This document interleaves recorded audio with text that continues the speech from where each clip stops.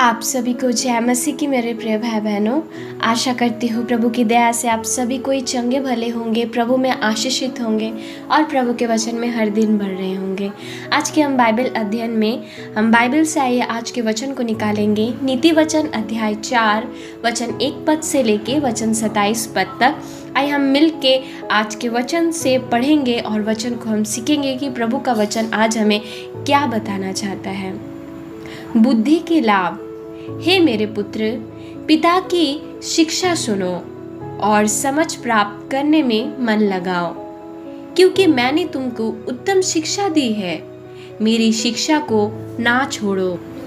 देखो, मैं भी अपने पिता का पुत्र था और माता का अकेला दुल्हारा था, और मेरा पिता मुझे ये कहकर सिखाता था, तेरा मन मेरे वचन पर लगा रहे, तू मेरी आज्ञाओं का पालन कर, तब जीवित रहेगा।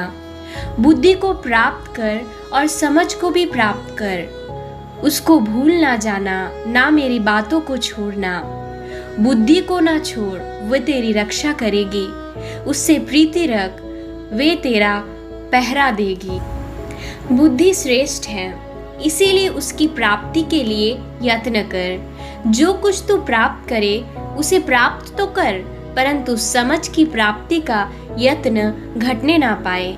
उसकी बढ़ाई कर, वे तुझको बढ़ाएगी। जब तू उससे लिपट जाए तब वे तेरी महिमा करेगी। वे तेरे सिर पर शोभायमान भूषण बांधेगी और तुझे सुंदर मुकुट देगी। हे मेरे पुत्र, मेरी बातें सुनकर ग्रहण कर, तब तू बहुत वर्ष तक जीवित रहेगा। मैंने तुझे बुद्धि की मार्ग बताया है और सिधाई के पथ पर चलाया है। चलने में तुझे रोक टोक ना होगी, और चाहे तू दौड़े तो भी ठोकर ना खाएगा। शिक्षा को पकड़े रहे, उसे छोड़ ना दे, उसकी रक्षा कर, क्योंकि वही तेरी जीवन है। दुष्टों की राह में पाँव न रखना और न बुरे लोगों का मार्ग पर चलना।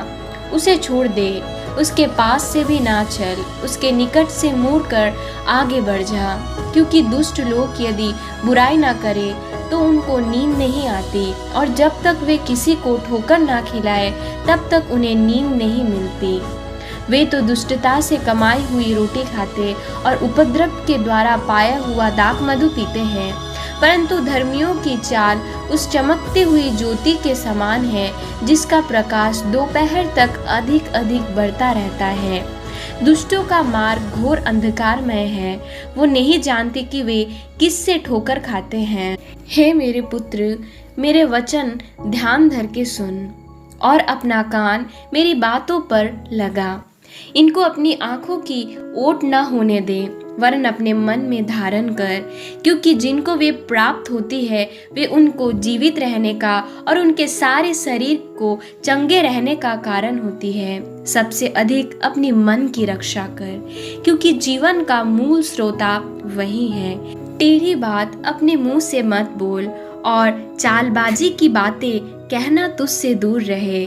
तेरी आंखें सामने ही की ओर लगी रहे और तेरी पलकें आगे की ओर खुली रहे।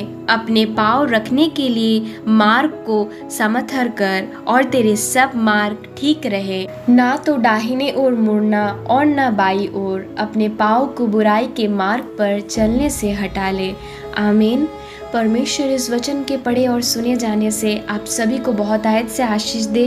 प्रभु आपको बुद्धि, ज्ञान और समझ से भरे। God bless you everyone. जय मसीह की।